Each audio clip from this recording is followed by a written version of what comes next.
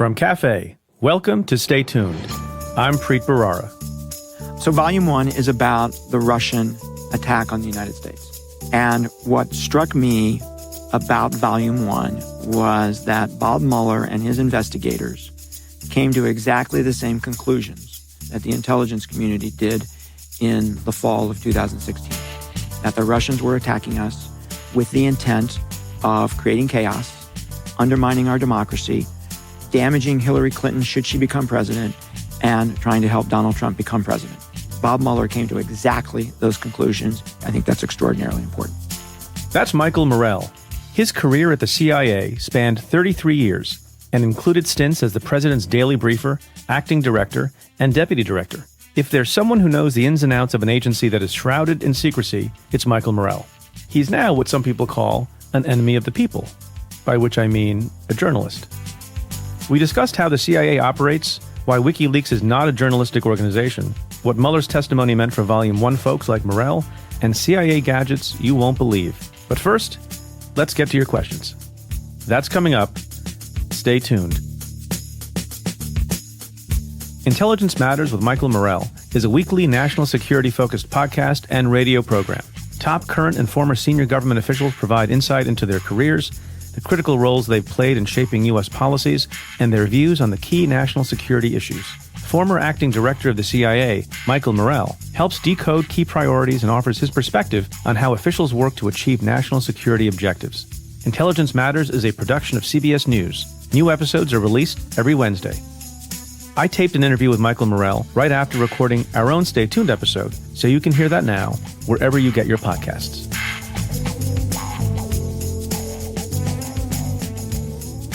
Hi, Preet. This is Sneha from Boston. I love your show. I have two questions for you. The first is, I've been listening to your interviews of the Democratic presidential candidates, and I was wondering if they get your questions released to them ahead of time or if their answers are off the cuff. My second question is, I was reading last week about El Chapo's sentencing and how the trial ended up happening in the Eastern District of New York. Can you tell us a little bit about how a national case like that ends up in a specific jurisdiction, and in general, how these large cases end up at a specific prosecutor's office? Thanks so much. I'll keep listening. Thanks for both your questions. With respect to your first question, no, I do not share questions in advance with the presidential candidates. They answered on the fly, although presumably they're prepared for the kinds of questions that I was asking. Second, El Chapo, that's interesting and in some ways touchy subject. Someone who's such a monster, gargantuan criminal operating for so many years and who had an effect on the lives of so many people in so many different jurisdictions of the United States, you might imagine, unlike a lot of other cases, many U.S. attorneys' offices had an interest in pursuing El Chapo. Many U.S. attorneys' offices actually indicted El Chapo. One of those districts was the Southern District of New York, also the Northern District of Illinois, also the Eastern District of New York, and a few others. And so unlike the usual case where it's very clear where something should be prosecuted, in an instance like that, when El Chapo was brought into custody, there is what is called a turf battle. And in that circumstance, the various offices and their representatives, which would be the U.S. attorneys, have a meeting to try to resolve it, and it is ultimately resolved by the Attorney General. And for various reasons, given the nature of the evidence that the Eastern District had, the length of time they had been doing the investigation, the decision was made that the case should be tried in the Eastern District of New York. So that's why he was there. This question comes in a tweet from user John Fitzpatrick. It's a pretty provocative question. He asks, if the president were to strangle Jared in the Oval Office, could he not be charged according to the OLC opinion? #AskPreet. So I get why you're asking such a dramatic question, because there remains a lot of confusion and concern and apprehension about this Office of Legal Counsel opinion that says a sitting president cannot be indicted, period. Now, I've often said that a U.S. attorney would always abide by that, a special counsel would always abide by that, because that's the policy of the Justice Department. You can have a view that it should be changed, and I think the next president should undertake a review of that opinion and perhaps have it changed. But when you point out a dramatic example like this, I've always carved out, in my discussions of the OLC opinion, I've always carved out a circumstance like this. So if you're talking about obstruction of a certain significance, or you're talking about a certain kind of campaign finance violation, I think without question, again, whether you like it or not, the OLC opinion governs. And because you want to have the authoritativeness to back up a decision you make to charge a sitting president, you want to be in the majority view. And it's hard to do that if an OLC opinion says you can't do it. On the other hand, it's interesting to consider a hypothetical. And I'm going to take it out of the realm of his son-in-law. But imagine you have a president, not just Donald Trump, but any president, about whom you have absolutely incontrovertible proof on video of something like a homicide in the Oval Office, or for that matter, on Fifth Avenue. Query whether or not the Justice Department or any of its components would blithely walk away from such a case in light of the OLC opinion. The other thing that obviously is true, if you had a case like that where you're talking hypothetically about a serious violent crime, notwithstanding that opinion, I think there would be no doubt, although our views of this have been tested of late, I think there would be no doubt that you would get immediate action in Congress. You would also like to think that in the country, even though we're sort of beaten down a bit on the rule of law, that a president about whom there was such obvious and clear evidence would at a minimum immediately leave office, which would then allow that person to be prosecuted for that crime.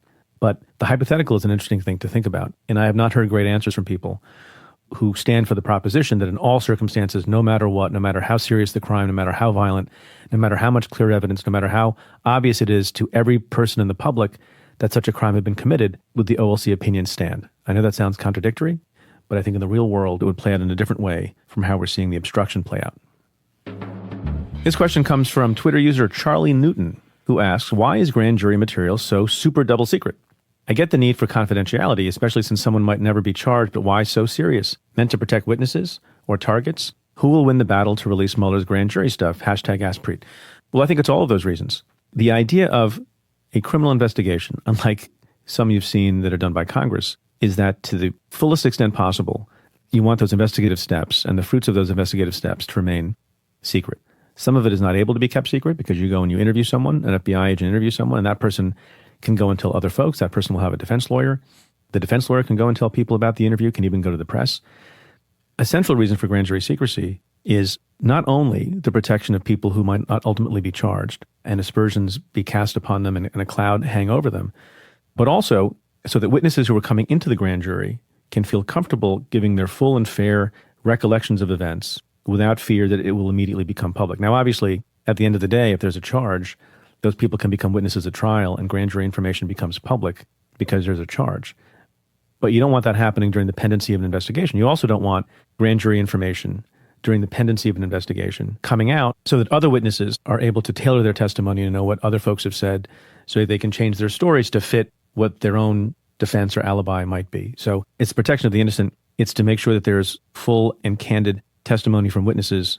It's to protect those witnesses. It's to make sure the integrity of the process is preserved. And even in the case when an investigation is over and certain charges have or have not been brought, there's a really, really serious consideration legally and pragmatically not to willy-nilly just release grand jury material, because sometimes that information is embarrassing to people. And so there's a pretty strong prohibition that without really important cause, use in another proceeding that's official, that people don't have to worry that their secret grand jury material is going to be splashed on the front pages of newspapers. Who will win the battle to release Mueller's grand jury stuff? I think at the end of the day, the House will. There's a legal question, and a reasonable one, about whether or not the grand jury material can be released to the committee in the absence of a formal declaration of an impeachment inquiry. I think it's clear, once they declare an actual impeachment inquiry, that their legal argument for obtaining the grand jury information is quite a bit stronger. I think there's a decent argument that it's strong already because they're engaging in investigative steps and hearings preliminary to an impeachment hearing, which should be sufficient according to some people's view of the law. But one way or another, I think they will get it. This question comes in an email from Brian in Denver. Preet, question for you. Who are all the straight-laced people behind anyone who testifies in front of Congress? They never smile and just look stone-faced. Just curious. Thanks. P.S. Love the show. I'm glad you say they look stone-faced and not stoned, which every once in a while one of them does. So those are the committee staff. When I worked in the Senate, as I've mentioned before, for 4.5 years for Senator Schumer, if you tuned into C-SPAN 2 on certain occasions when there was a Judiciary Committee hearing going on or an investigative hearing going on, or an oversight hearing, there sitting behind Senator Schumer was a much younger, fresh-faced, and stone-faced me. Those are the folks who have done a lot of the hard work behind the scenes, sometimes of interviewing witnesses preliminarily, of putting together memos and briefing books for the members for whom they work, often, if not always, drafting the questions that you hear members asking, passing them notes when they have questions. So those are good public servants who don't get a lot of attention, whose names are not known to folks. So they don't smile because they're supposed to remain poker-faced. And if poker face looks like stone-faced, then so be it. That's the mark of a good staffer. This question comes from Twitter user Turn Left. Wonder what your ideological persuasion is.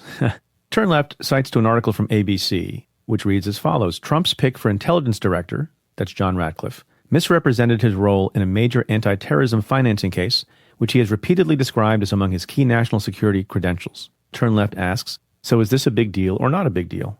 Thoughts on Ratcliffe being named to D&I would be great. Love the show. So Ann Milgram and I discussed it a little bit on the Cafe Insider podcast this last Monday. I imagine we'll be discussing it at greater length next Monday on the Cafe Insider podcast.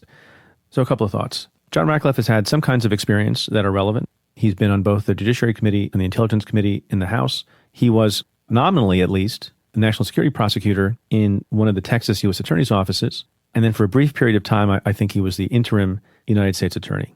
Unlike many other positions in the government that don't specify particular kinds of expertise, the statute that relates to the Director of National Intelligence contains a specific expertise requirement, although it's a little bit vague, and it reads as follows, quote, any individual nominated for appointment as Director of National Intelligence shall have extensive national security expertise, close quote. There are other statutes, for example, that relate to the appointment of United States Marshals that specify a particular length of time that someone shall have had some kind of management expertise or law enforcement experience or expertise. This statute merely says extensive national security expertise. So I imagine there's going to be a big fight about whether or not John Ratcliffe has such extensive national security expertise. And one of the reasons why, as you point out, that might be a problem for Mr. Ratcliffe is that he looks like he has padded somewhat considerably his national security credentials.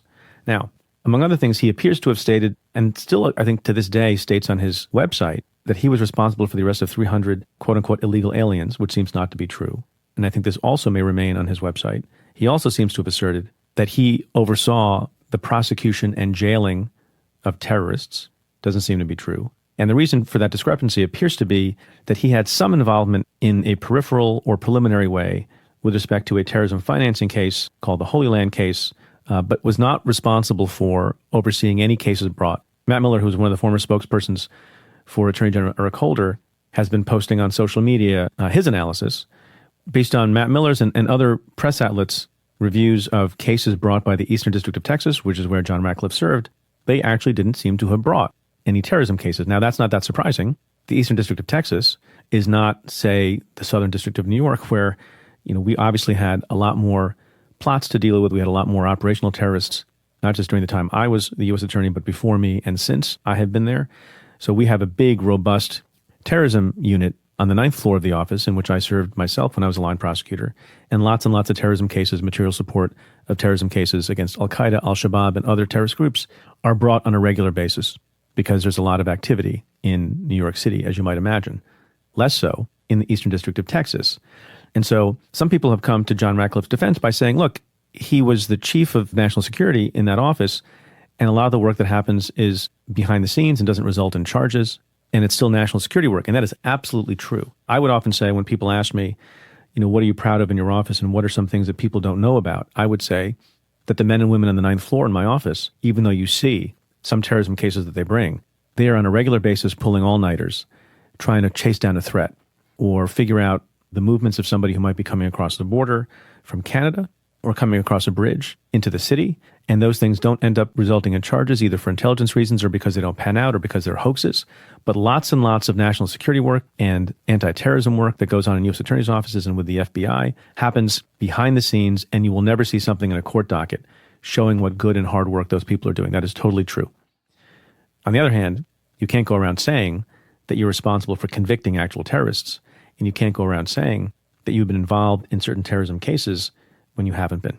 So we'll see how that plays out for him. I will note also that the chair of the Intelligence Committee in the Senate that will be vetting and processing John Ratcliffe's nomination, if it ever actually gets formally sent to the Senate, Senator Burr, did not sound overly exuberant about John Ratcliffe.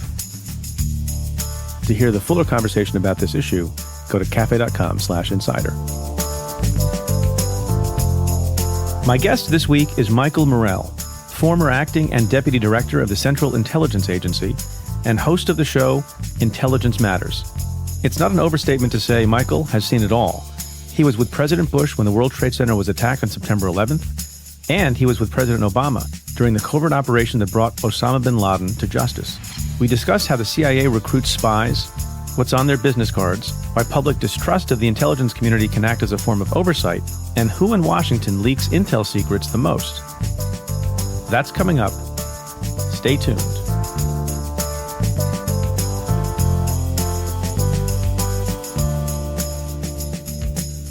Did you know that only 1 in 5 homes have a home security system? Maybe because most companies make it difficult. That's why Simply Safe is my top choice, hands down. Simply Safe protects every door, window, and room with 24/7 professional monitoring. There's no contract, hidden fees, or fine print. Prices are fair and honest. Around-the-clock monitoring is just $15 a month. What really makes Simply Safe stand out is their video verification technology. With Simply Safe video verification, the security system doesn't cry wolf. They're able to visually confirm that a break-in is happening, allowing police to get to the scene 3.5 times faster. Visit simplysafe.com/Preet to get free shipping and a 60-day risk-free trial. You've got nothing to lose. Be sure to go to simplysafe.com/Preet so they know our show sent you. That's simplysafe.com/Preet.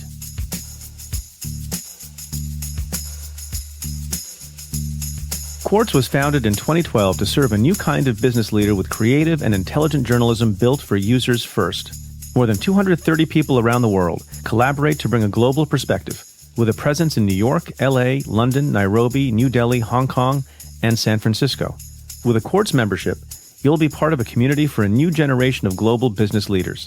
Enjoy thought-provoking discussions with respected people in business and a direct relationship with journalists, their insights, and their obsessions. Dial into the newsroom for conference calls, ask questions, and get invited to events, all without paywalls. Quartz recently reported on William Barr's pre-confirmation spike in donations to Senate Republicans. Spoiler, it's over $50,000.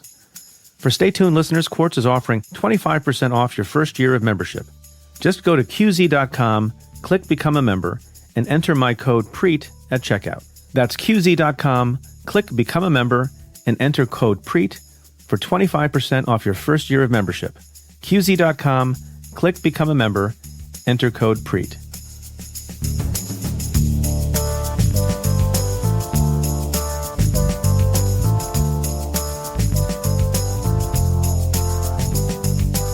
Mike Morell, thanks for being on the show. It's great to be with you, Preet. So, I got to ask you a question. You and I have both been involved in some transition. You were a member of the intelligence community for a very long time, and now you're kind of a journalist. What does it feel like to have gone from being on the front lines of protecting America to becoming the enemy of the people? So actually, it's a great... You're allowed to laugh. It's a great question. I meant that in jest. Yeah, no, but it's a great question. So actually, the two professions are similar. Both of them search for the truth. Both of them rely on sources to find that truth. Both of them protect those sources. So they're actually very similar. When I started working for CBS News as an on-air commentator, I saw my role in a similar way to my role when I was deputy director. And in that job, my job was to help the president understand what was happening in the world and how to think about it. And I saw my job as an on-air commentator for CBS, helping the American people do that. That was a parallel. And now as a podcaster, there's another parallel, which is that before I used to go to the White House for deputies meetings, principals meetings, I would get really smart people in the room who knew the issues, and I would ask them 1,000 questions. And now that's what doing a podcast feels like to me. Right. Why the CIA? Did you watch movies about spies when you were young? No. Actually, I ended up there almost on a fluke. So I majored in economics as an undergraduate, and I fell in love with it. I thought it not only explained how the economy worked, I thought it explained human behavior as well. And I wanted to go to grad school, get a PhD, and teach at the university level. That's what I wanted to do.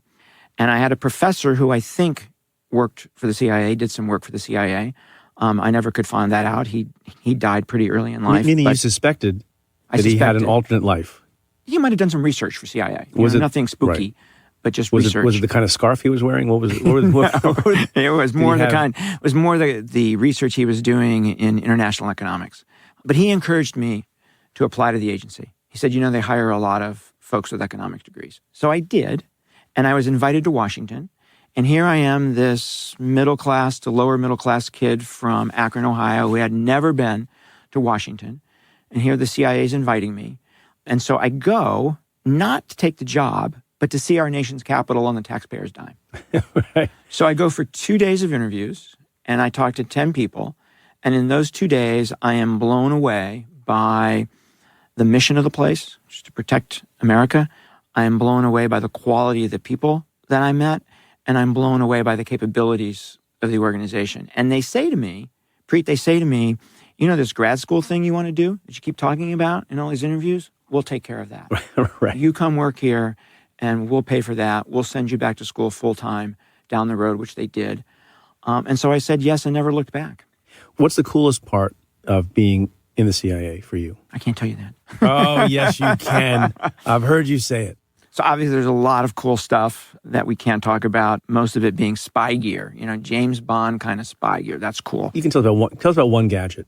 Gosh, I don't know. A gadget that's not classified. Let me think about it as we talk here. Maybe we'll come back to it. Can I ask you this? Yeah. If the public were to find out the nature and capabilities of some of these gadgets, would they be blown away, or would they be like, oh, I've seen that in Bond films? They'd be blown away. They would? They'd be blown away. Okay. Well, you can tell me after. But I think, when I was deputy director, I traveled a lot overseas. Probably once every 6 weeks, I would travel for a week and visit our stations overseas and visit our foreign counterparts. And one of the things that I did when I went to every CIA station is I would take the first tour operations officers. So this was their first experience overseas. And I would get them in a conference room and I'd put them around a table and I'd just say, tell me about the cases you're working. Tell me about the assets you're running. Tell me about the people who are on the road to recruitment. Tell me what's working, what's not. So we're clear for lay people, because it sounds like a very cool phrase. Assets you're running. You're not talking about stocks and bonds. No, we're talking about spies. Human beings who are acting as spies. For the United States. They're working for the United States of America. But who are not Americans. So they may be an official in a foreign government. They may be inside of a terrorist group. They may be inside of a drug trafficking organization. These are people who work clandestinely for us to give us information to keep us safe. So the recruiting process is very important. What can you say to us in the public forum like this about how recruits are targeted and then how they are actually brought into the fold? It's a great question, and it starts with what information do we not have that we need? It could be something about the North Korean nuclear program or the Iranian ballistic missile program or what have you, some piece of information that we need in order to understand the threats to the United States. So what do we need? Where is that information? Right? In what entity does that organization lie? What specific office? Who works in that office? What do we know about those people? Do they travel? Where do they travel? Right? So it's identifying specific people who you then look for opportunities to meet, to get to know, to assess what their vulnerabilities are. And vulnerabilities is a funny word here. Right. Because we don't, unlike some of our foreign counterparts, we don't use negative inducements to get people to spy. We do not blackmail. Because ultimately you don't have control over those people when you do that. So you're looking for people who may be disaffected? We're looking for people who may believe in the United States and what we stand for. Freedom and democracy and human dignity. People who may believe that their government is not headed in the right direction and they want to change that in some way. People who believe that maybe the relationship between their government and our government need to be better. People who have a financial motive. People who maybe want their kids to go to school in the United States. So financial motive, meaning the CIA will pay. CIA pays its assets. How much do they pay their assets? It depends on the quality of the information. What's like a high-end payment for an asset? In the millions. In the millions. See, my parallel experience when I became U.S. attorney, and before that I knew, but I didn't fully know because I had to sign off on certain things, the amount of money paid to a high-end confidential informant. We used to joke that when I leave the U.S. attorney's office, I'm going to become a CI. So it's a lot more money than podcasting. Well, it depends on the information you have, right? Yes. Run-of-the-mill information is a lot lower. Have you, in your career, personally recruited assets? No, but I always wanted to, right? So I grew up on the analytics side of the agency. And I spent a lot of time, obviously, with operators and ultimately overseeing operations and approving them. But I never did it myself. There was a couple of people I knew later in my career who I thought were recruitable, who I knew. And I said, hey, can I recruit them? And the answer was absolutely not, no way, no how. So let's say you identify somebody who has information about North Korean nuclear program or some other thing. That person is not approached right away. I mean, it's sort of a little bit like flipping a witness in the criminal context. Is it a weeks-long process? Is it a months-long process? Can it be a years-long process? Months to years. Years-long. So long horizon. Years, right? And when you are ready to make the pitch, when you're ready to ask this person to spy for the United States of America, you're 99.9% certain the person's going to say yes because you've done so much work up to that point. You've done work persuasively in some ways or just figuring out who they are? I mean, it seems odd to me that you would be that close to certain if no one has made any kind of pitch yet. They might have actually shared some information. They might have gone over the line already, right? But no, you've spent all this time getting to know them, understanding why they do what they do and what their mindset is, and again, what their vulnerabilities might be, why they might want to work for us. You know pretty well, and you've got all your approvals from headquarters, right? This is not something you can do totally on your own. How many levels of approval for one asset? It depends. It depends, again, on what you're talking about.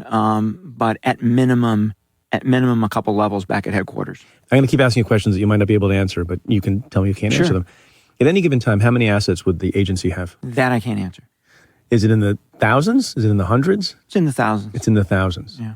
And are they all kept track of in one system? No. Because that would be dangerous. It's dangerous. In fact, CIA has, cyber's a huge threat, as you know. And obviously we have an air-gapped system, right? Top secret system. But we don't even keep everything on that system. Yeah. Our most sensitive secrets are kept in paper inside of a vault. Right. That only a few people have access to. Now, are there some things, you were the acting director of the CIA and deputy director, so you're at the very top. Are there some things that are kept even from that person? Sure. So the vast majority of people in the organization, including those at the top, don't know who the assets are. That's like sources in journalism that maybe even the editor-in-chief of the paper does not know. Correct. And that's for the protection of whom? The source. So when somebody, this is really interesting and important, I think. When somebody says, yes, I'm willing to work for the Central Intelligence Agency, I'm willing to work for the United States of America, we make a commitment to them to keep them safe because they're putting their life at risk in many cases. But you don't get a guarantee. There's no guarantees, right? There's no guarantees. But we make a commitment to keep them safe. And that is of the highest priority right after them giving you the information that you think you need to keep us safe. And we take that really, really seriously. And how do you make sure that, because this happens in other contexts too, when a cooperating witness goes south in a criminal case, how much monitoring is there of an asset to make sure they're not doing the double cross? There's an entire job category at CIA. So you have your operations officers that do the recruitment and run the assets, right? Meet with them, ask them the questions, get the answer, give them whatever it is that you've agreed to give them, right? That person runs the asset. There's another job category called case management officer, and it's their job to assess the reliability of the person. Are they being honest with you? Are they telling you everything they know? Are they holding some stuff back? And not only the reliability of the individual over time, but the credibility of the specific information they're giving you. Reliability helps determine credibility, but it's not 100% because people acquire information in different ways, right? So when somebody tells you something, you make them tell you how you got that. Looking at a document in a high-level office has a lot more credibility than hearing it from a person who heard it from a person who heard it from a person. Right. So those case management officers are very, very important in making sure that whoever's reading that intelligence understands both the reliability of the person over time and the credibility of that specific information. Does every asset have to go through certain hoops, like a polygraph test? Or does so they all go through a vetting process. Not all of them are polygraph, but many of them are. So you said that there's one thing that Americans won't do in recruitment of assets, and that is use blackmail, derogatory information.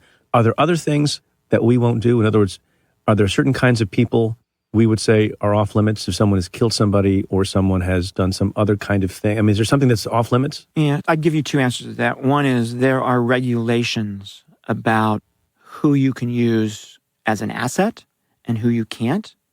There are regulations about what you can use as your cover as you're talking to these people and what you can't.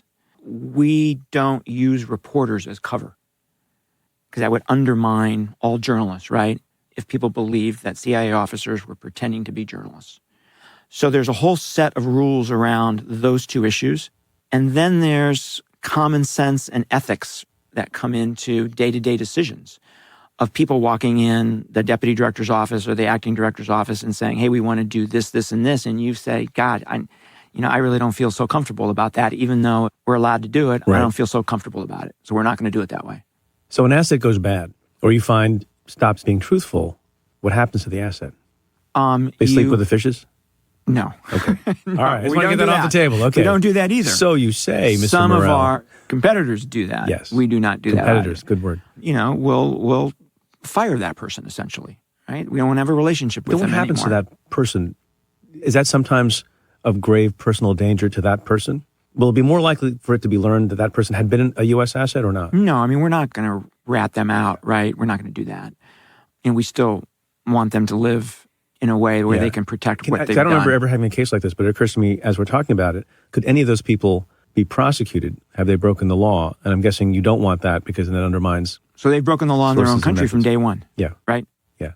They haven't broken any U.S. No laws. U.S. law if they're operating abroad. Right. Really important for people to understand that CIA can break the law of other countries. Yeah, Right? they But we do it all cannot the time. break our own.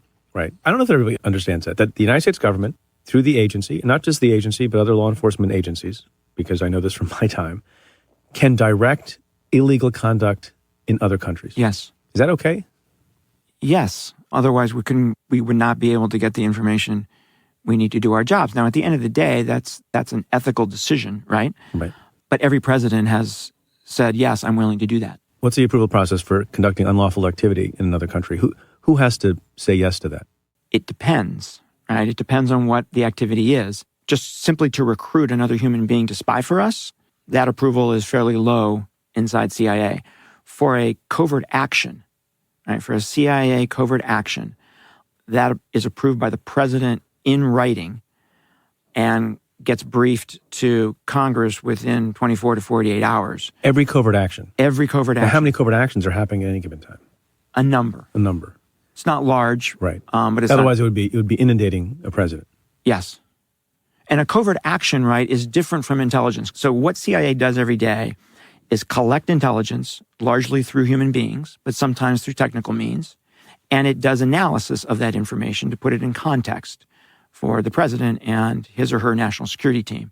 The other thing the CIA does is covert action, which is undertaking specific activities as authorized by the president to actually change an outcome overseas, to degrade a terrorist group, to stop drugs flowing into the United States, pursuing a certain foreign policy, right?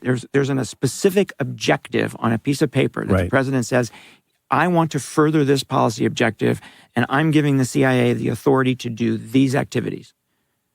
That's a covert action. Right. Now, so you have an asset in a country who's breaking the law of that country, as is always the case, and that asset gets arrested by the local police in the other country. How do you fix that? Because you see in the movies what happens, but in real life, how do you fix that, if you can? It's very hard. It's very hard. It's very hard. And does the asset understand, and is it the policy that you don't do anything to out it to protect that person from prison? Yes. And they understand. You do whatever you can to protect that person, but they also understand the risks they're undertaking. It's not like you hide the risks from them. But do you then worry that that person, to save his own skin, will reveal that he is an asset? Maybe. And does that happen from time to time? Sure. And there's nothing to do about that? Nothing to do about that. It's part of the cost of doing business. And is there a distinction made between unlawful activities conducted in other countries, between countries that are hostile to us versus countries that are close allies? So I don't think so. Yeah.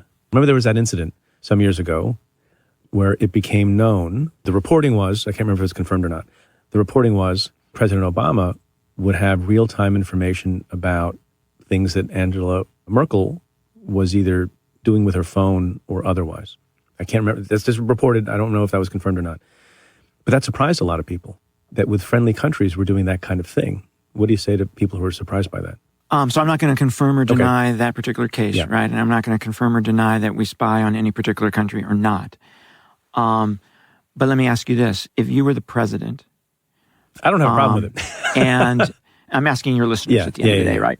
If you were the president and an ally of the United States was having conversations with, say, the supreme leader of Iran, and then was lying to you about what was said in those conversations. Wouldn't you want to know about it? Sure, but to make the decision, of course. But the interesting presumption there is that allies of yours might engage in that kind of conduct that would be disappointing, such that you have to have in place a policy, practice, and capability of making sure that that's not happening. You're a little bit presuming something once you get to the hypothetical of the lie, right? Yeah, and there are those countries where you don't spy on each other. So the Five Eyes, right? The United Kingdom, Canada, the U.S., New Zealand, Australia. Why New Zealand? No offense to New Zealand. No offense to New Zealand. I love New Zealand. I've never been there. I love New Zealand too. They don't have the largest intelligence But I service remember on the planet, when I was younger and you hear about the Five Eyes, you're thinking NATO powers. You're not thinking necessarily New Zealand. Yeah, New Zealand, it's obviously not a world power. I'm going to get a lot of angry mail from New Zealand. From New Zealand, but they're part of this group. And what does it take to be in this group, right? It takes common interests, common national security interests. It takes policymakers who share what they're thinking with policymakers and not holding back and not hiding. It takes intelligence services who are sharing information and not hiding. Intelligence services who actually work with each other to pursue the information we're looking for. So it really takes a special set of circumstances to get to the point where you say, hey, we're not going to spy on you, you're not going to spy on us. By the way, this is a bit of nomenclature that I know rankles some people. Is it a CIA officer or a CIA agent? It's a CIA. So if you're an American and you work for CIA, you are a CIA officer. Right. People should get that straight. If you are a foreign national and you are working clandestinely for the CIA, you are an agent. What, if anything, can the CIA do on American soil? Whatever we do on American soil, we'll work very closely with the FBI and coordinate. So okay? it's not the case, just so people are clear, it's not the case that the CIA can do nothing on American soil. Foreign nationals come into the United States, right? Yeah. For all sorts of reasons. And we can look at those people, reach out to those people. We just make sure we do it in coordination with the Bureau. Always with the Bureau. Mm-hmm. And who has to approve those things? Again, it's done at a fairly low level. The CIA has gotten in trouble, the intelligence communities, for getting things wrong. Also, from time to time in our history, for maybe overreaching. And then the laws change and controls get changed. As we sit here today, explain how people, or why people should be comfortable with oversight of the agency. We did stuff that was, we had to do secret stuff in law enforcement with the Bureau. The agency is one order, multiple orders higher. By its nature, of necessity, as you know, and I've heard you say and others say, to keep us safe, you have to do a lot of things in secret. Who else gets to know about it outside of the executive branch? How can we trust that everything's under control? It's a great question. And part of the answer is, and this is going to sound strange coming from me, is I don't want blind trust by the American people in the intelligence community. I think it's healthy that the American people have some degree of mistrust. There's a long history in our country, unfortunately, of the government abusing power. And so I think it's actually healthy in a democracy for there to be some mistrust. And without some degree of mistrust, we wouldn't have the oversight that is in place to make sure that we live up to the law and our values. So what does that oversight look like? There's a significant amount of oversight in the executive branch. Significant amount of oversight by the White House in CIA activities and operations, significant amount of oversight by the Department of Justice, by the National Security Division, significant amount of oversight by the State Department to make sure that what we're doing is consistent with the foreign policy goals of the United States. That's all within the executive branch. That's all within the executive branch, right? Then you have oversight of CIA operations, or some of them, by the Congress. Yes. To whom and in what circumstances do members of Congress find out about and are asked for their blessings with respect to CIA operations, if any? So they're not asked for their blessing. It's just notification. It's notification. In no circumstance is Congress asked for its blessing.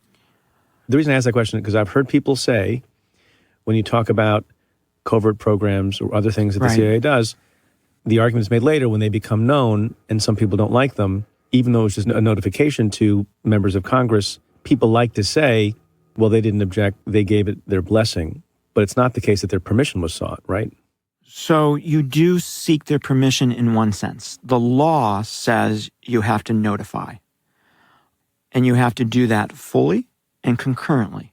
So you can't wait 6 months or a year to Concurrent notify with them. the taking of the action. Yes. But does that mean, a week before you're going to do a big thing, or as, a drone is in the air, you let them know that it's happening? It depends on what you're doing, right? But currently usually means in the immediate aftermath, not before, except when it comes to establishing a covert action. So once the president signs a finding that says, I'm creating this covert action, I'm asking the CIA to undertake these activities, by law, we have hours to notify the two intelligence committees, the Senate Intelligence Committee and the House Intelligence Committee. But only the chairs? No, the whole committee gets advised that the president has asked CIA to undertake this covert action. Okay. Right? That's notification. Sometimes that notification is limited to the chair and ranking of those committees. But when that happens, the rest of the committee has to be told, hey, the chairman and ranking have been told something that you haven't been told. That's right. A fairly recent reform. So do they say the chairman and ranking member have been told that Project 614, about which we can tell you nothing, is happening, or do they get any detail at all? Are they told, well, this has something to do with Iran? They get a lot of detail. They do. The rest of the committee? They get a lot of detail. And my view is that the limitation to the chair and ranking should happen rarely. That the more people you brief, the better. Aren't you worried about in terms leaks? Of oversight? So it's very interesting. They leak this in the town. Congress, Actually, in my experience in this town, many more leaks out of the executive branch than out of Congress. Yeah. Well, on intelligence matters. On intelligence matters. Absolutely. So I never worried about that. Now, let's go back to the question of notification or approval. So at the end of the day, Congress has the power of the purse. Congress has the power to say, you can't spend money on that. This thing you want to do in Honduras, we're going to take that power away from you. We are not going to let you spend money on that. Right. And so they do have that power. So on a covert action, they can say no. Now, it takes both the authorizers, the intelligence committees, and the appropriators, the defense subcommittee of the appropriations committee. Are the appropriators allowed to know that? Yes, so they know that too. For this purpose? For this purpose. So to be clear, on each of the things that requires the President of the United States to sign off on, covert action, with respect to all of those things, there's also some notification to Congress, those committees, or only some subset of those things? All of those things. So they have equal access in some measure. And they get regular updates on exactly what you're doing and where and what the effects are. How regular? Once a month, usually. How often, and you've done some of these briefings? Many times. To the Congress? Many times. How annoying is that? One thing I do not miss. Be honest. Or is it a wonderful experience? Is it frustrating? Is it annoying? Is it edifying? It is. I'll say two things about it. One that will not surprise people and one that might. It's terribly, terribly, terribly annoying, frustrating, and even dangerous when it becomes political. When politics is allowed inside the room. The other thing I'd say is that in my experience, and if I was going to reform the intelligence oversight process, I would focus on this. Most of the interest of the members of the intelligence committees is what does CIA think analytically about the North Korean nuclear program or the Iranian nuclear program, or what are the Iranians up to right now in the Persian Gulf?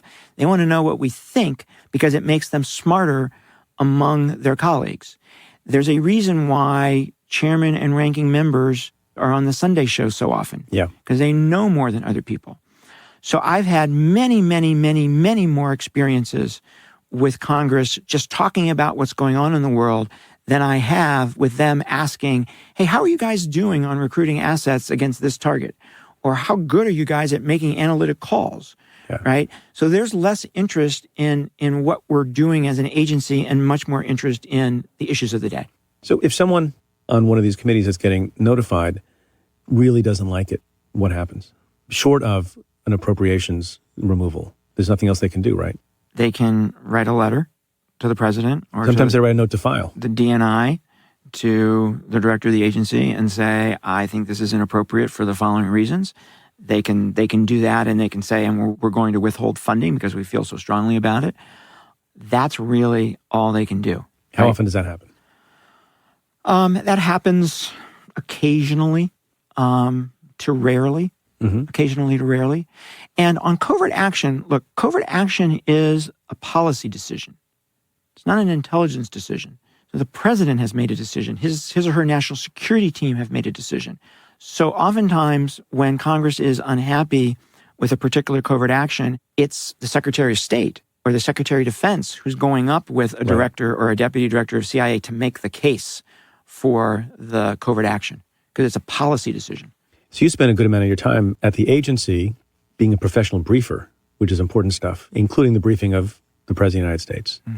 For a whole year. Including doing the briefing for the Presidential Daily Brief, Yes. as they call it. Yes. I want to ask about that in a minute. But many of my listeners will not know this. What were you doing on the morning of September 11th, 2001? So I was with the President of the United States. So I was his briefer. And you were in a school in Saratoga, Florida. From January 4th, 2001 to January 4th, 2002, I was his daily briefer 6 days a week, no matter where he was in the world.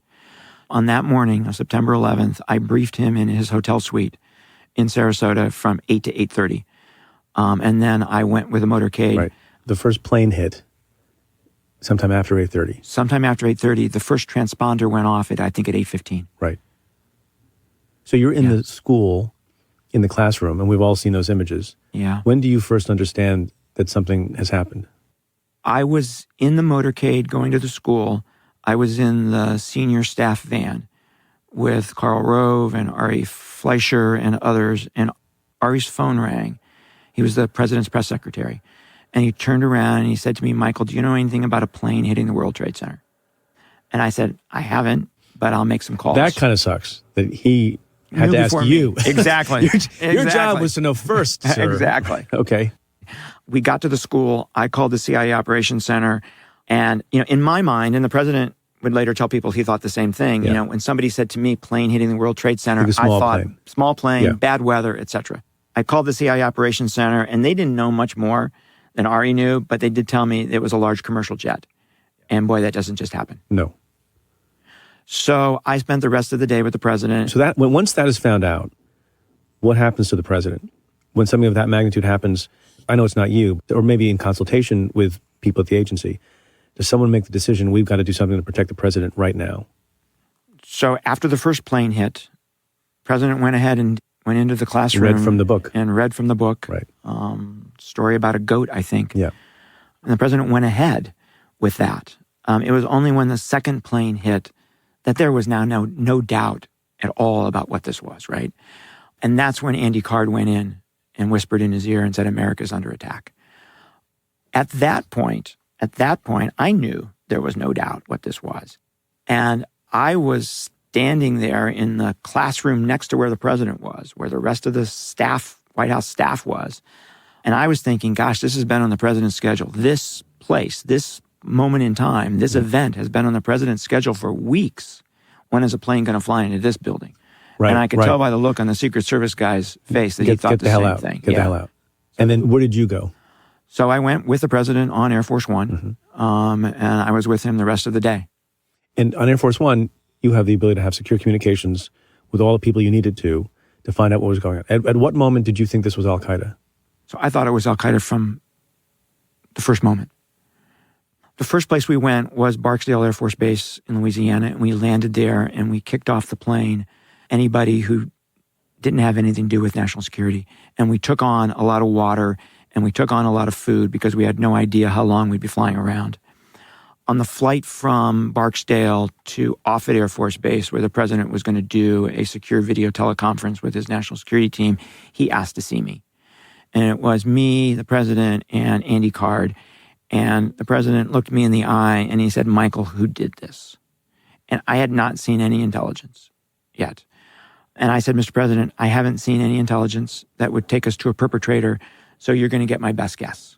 And he said, I understand the caveat, now get on with it.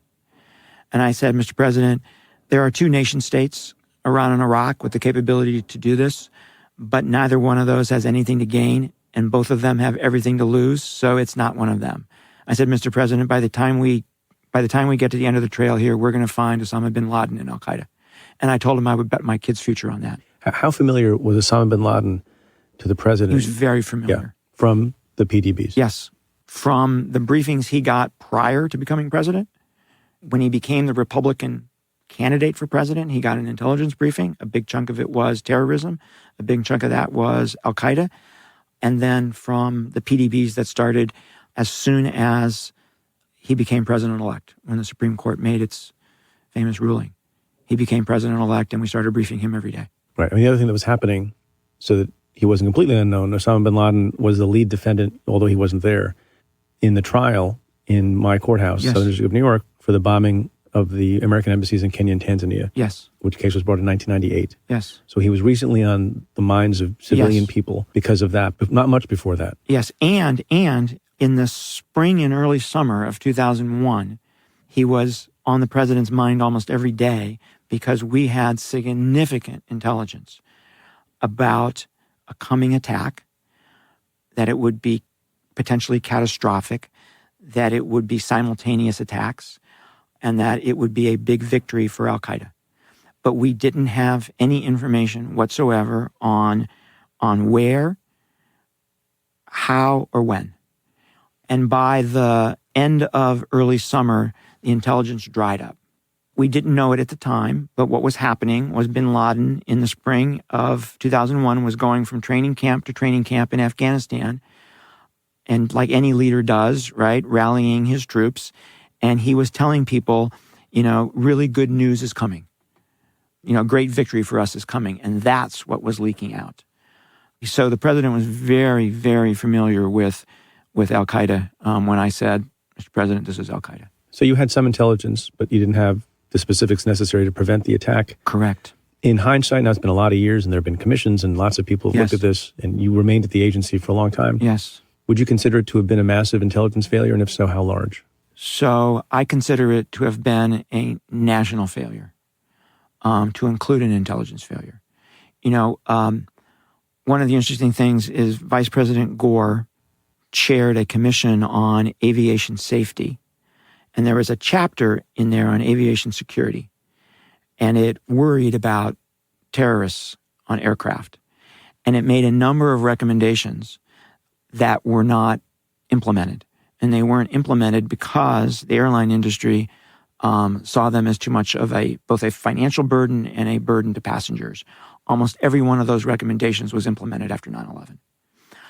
I don't believe that President Clinton did enough after the embassy bombings and after the bombing of the USS Cole in Yemen to undermine and degrade Al-Qaeda.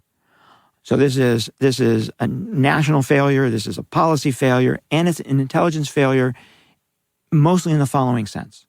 The fundamental responsibility of the intelligence community is to penetrate our adversaries, to learn what they plan to do that's going to hurt us.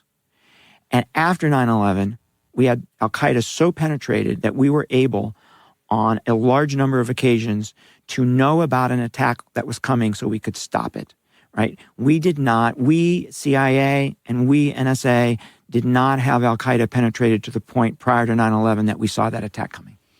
What's the level of terrorist threat today as compared to 2001, you think? It's very, very different. The threat prior to 9/11 was terrorists from outside the United States coming to the United States and attacking us here.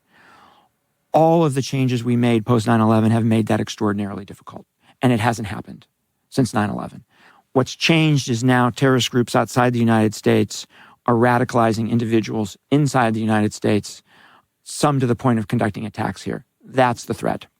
If an American citizen acting alone is becoming radicalized on the internet and is thinking about engaging in some hostile action against neighbors in Cleveland, Ohio, what role does the CIA, if any, have? None. None. Is that bad? I don't think so. The FBI can do that, right, with the right authorities. Because everything is contained here. Everything's contained here.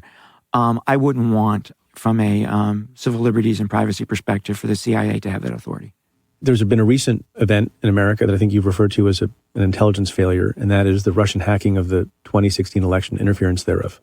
We are recording this the day after the former special counsel, Bob Mueller, testified before two committees. How big an intelligence failure was the Russian hacking of the election? So I believe it was significant, but I have to parse this for you, okay? Because I think it's important to parse. The Russians did essentially three different attacks. The first attack was to use cyber espionage to steal information from the DNC, from Hillary Clinton's campaign and to provide to WikiLeaks embarrassing information that was then disseminated by WikiLeaks and other platforms like WikiLeaks.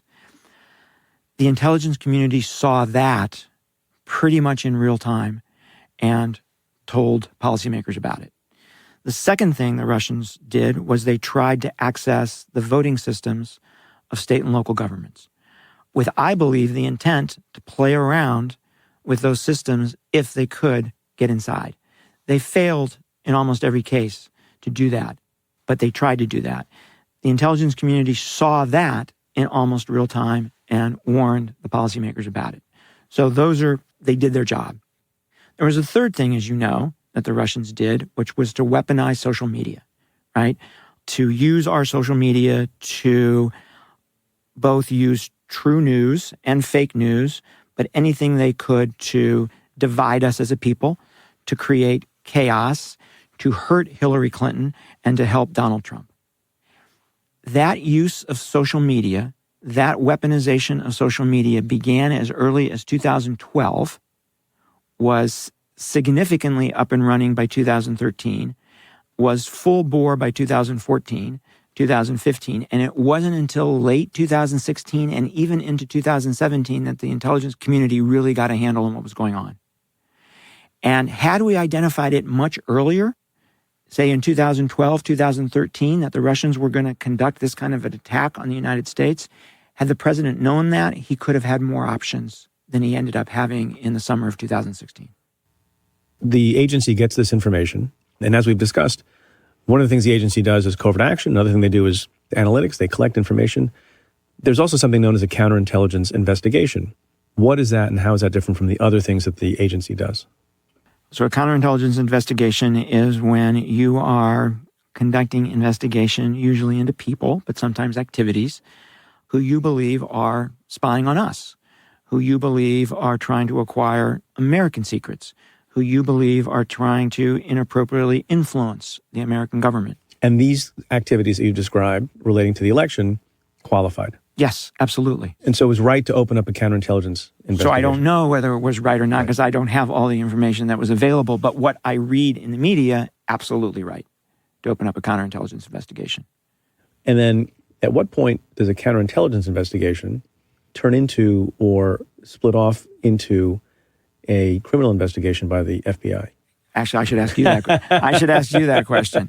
So these investigations are largely done by the FBI with the support of the intelligence community. They're not done by the intelligence community themselves. So that's what began this whole business. It ultimately led to the appointment of Bob Mueller, who I know you know well, I know well. We're sitting here just a day after his testimony. What are your one or two takeaways from what happened yesterday? So they're wrapped up in my takeaways from his report. And as you and I have talked in the past, I'm a volume 1 guy, right? Which is the geekiest thing someone can say. Right. I'm a volume 2 guy. You're a volume 2 guy. I'm a volume 1 guy, right? So volume 1 is about the Russian attack on the United States. And what struck me about volume 1 was that Bob Mueller and his investigators came to exactly the same conclusions that the intelligence community did in the fall of 2016, that the Russians were attacking us with the intent of creating chaos, undermining our democracy, damaging Hillary Clinton should she become president, and trying to help Donald Trump become president. Bob Mueller came to exactly those conclusions, and he reiterated that yesterday. I think that's extraordinarily important. What else? I think the other thing that struck me yesterday from a volume 1 perspective is that he made it very clear, and we know this from a variety of individuals, including the DNI, public testimony, that we are still under attack, that the Russians never stopped, that it continues to this very day, number one, right, but that the Russians have now been joined by other countries. Yeah, who want to get in on the action. Who want to get in on the action. And Bob Mueller said that, and he also said that we need swift action. What would that action be? So I think there's two sets of things that need to be done. So I'm an international relations, foreign policy guy.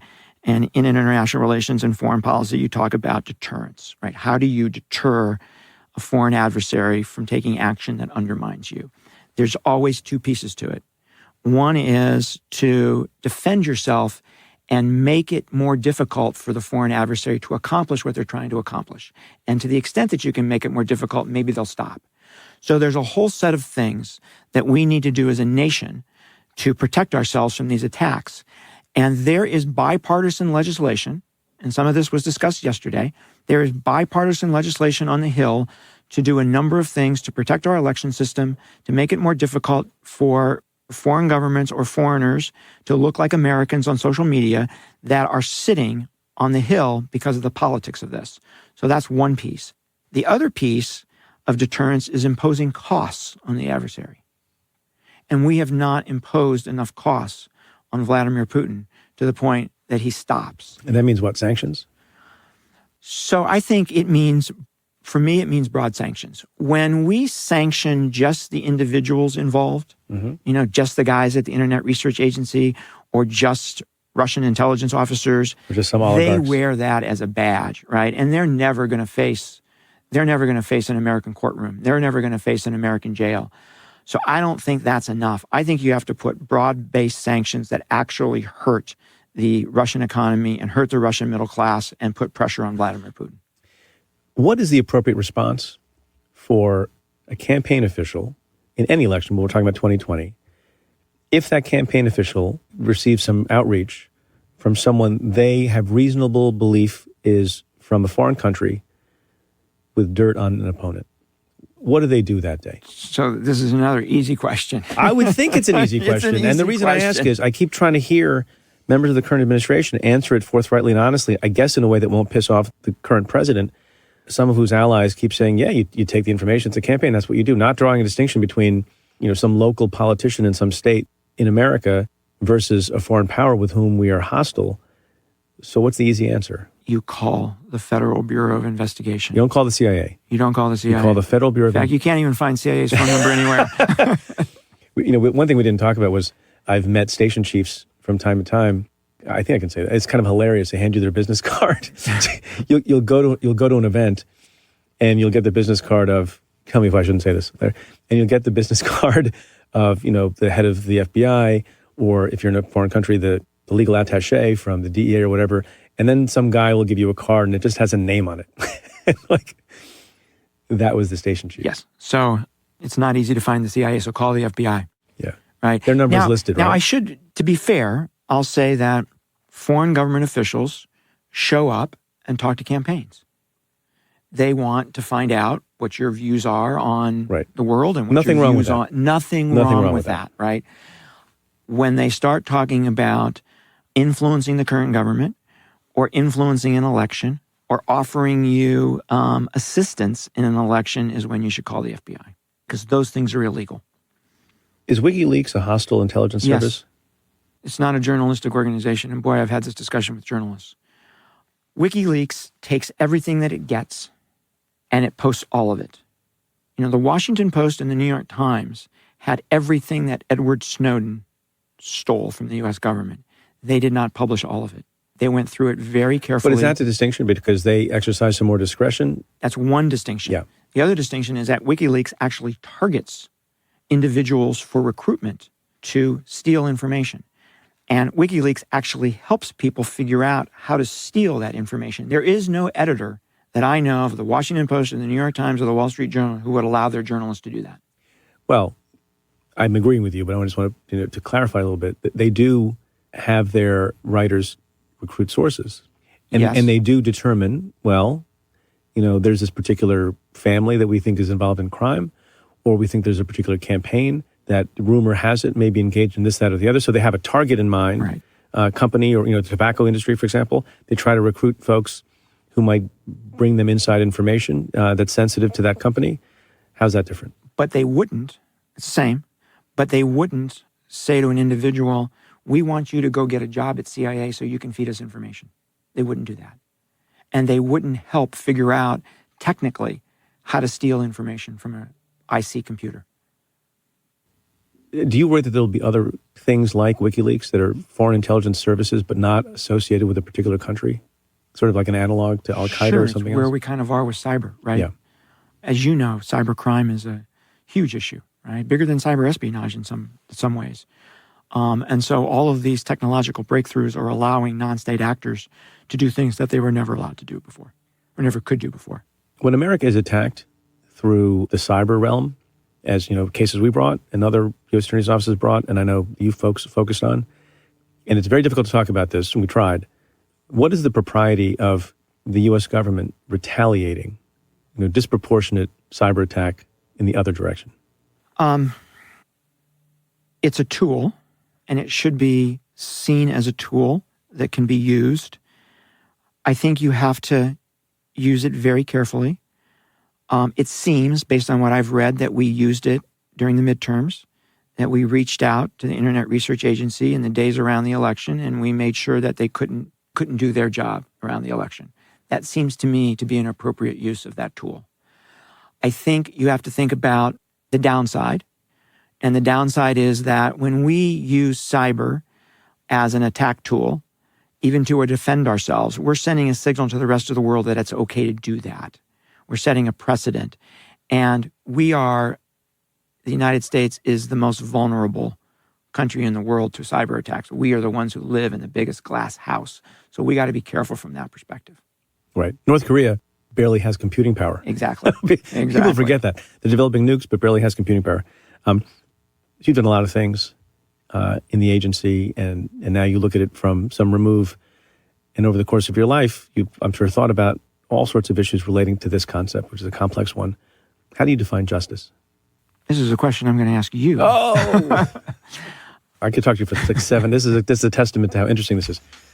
Mike Morell, thanks for being on the show. Welcome. Great to see you. Thank you. The conversation continues for members of the Cafe Insider community. This week, Michael and I discuss why at the agency an email about lunch has to be classified, how FISA oversight works, and more. To hear the exclusive Stay Tuned bonus and weekly Cafe Insider podcasts, go to cafe.com/insider. So I want to end the show this week talking about one aspect of the border crisis. Over the weekend, you may have seen an interesting artistic installation at the border of, specifically, Sunland Park, New Mexico, and Anapra, Mexico. It was a joint project between a professor of architecture, Ronald Ryle, and architect and artist, Virginia San Fratello.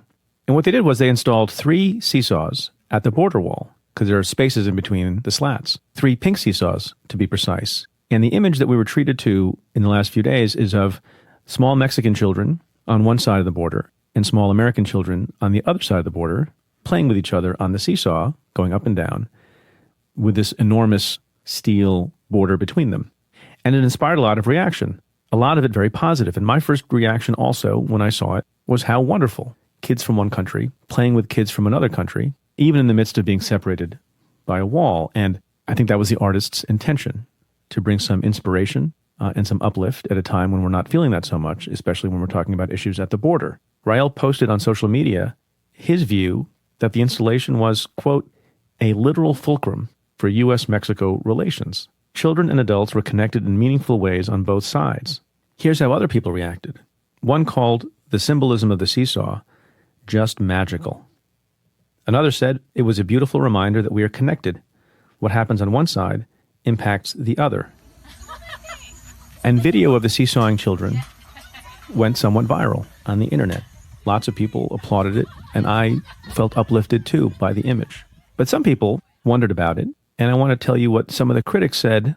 As the Washington Post pointed out in an article, some on social media thought they saw darker undertones in the installation, with some saying they felt it was a Pollyanna message about equality and unity, or a dystopian portrait of a security-obsessed future. A little bit of a different view. One user on Twitter said the following, quote, "It's been interesting to see the response to the seesaw installation at the border. Many celebrating it as a beautiful symbol of connection, yet for me, it evokes sadness and rage. That's what makes it powerful. It's a glaring image of injustice and robbed childhoods." Close quote. Here's another. "Totally disinterested in art that helps us cope with art that fails to challenge present material conditions. You naturalize the border when you invite leisure around and despite it." Close quote.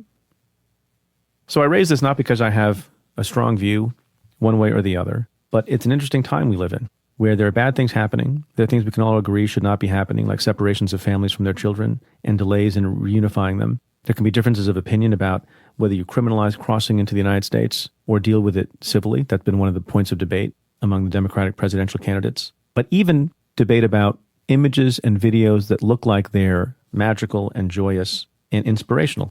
To some people, it looks that way, and to other people, it looks like insidious normalizing. And maybe the better way to think about the art is that that's the point, to get folks to think about this. I don't think you have to be someone who thinks, well, it's wonderful and beautiful and magical, and therefore we'll celebrate it and feel good about things and feel good about ourselves and feel good about our country and feel good about the border, versus looking at it and feeling rage and thinking, well, this is terrible, and it normalizes things, and it causes us to feel better about stuff when we shouldn't be.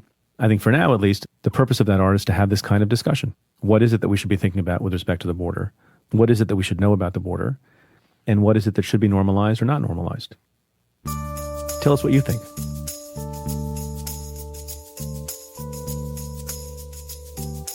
Well, that's it for this episode of Stay Tuned. Thanks again to my guest, Michael Morell. Stay Tuned is presented by Cafe.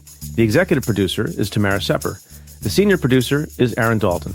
And the Cafe team is Carla Pierini, Julia Doyle, Calvin Lord, Vinay Basti, and Jeff Eisenman. Our music is by Andrew Dost. I'm Preet Bharara. Stay tuned.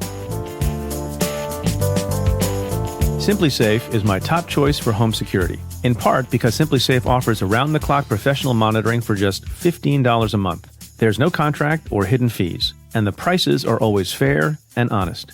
What truly makes SimpliSafe stand out? Their video verification technology, which allows them to visually confirm that a break-in is happening, so police get to the scene 3.5 times faster. Visit simplysafe.com/Preet to get free shipping and a 60-day risk-free trial. That's simplysafe.com/Preet. simplysafe.com/Preet. Hey folks, Cafe recently launched something to help you keep on top of today's news cycle. It's a newsletter that recaps news and analysis of politically charged legal matters, the Cafe Brief. Sign up to stay informed at cafe.com/brief. That's cafe.com/brief.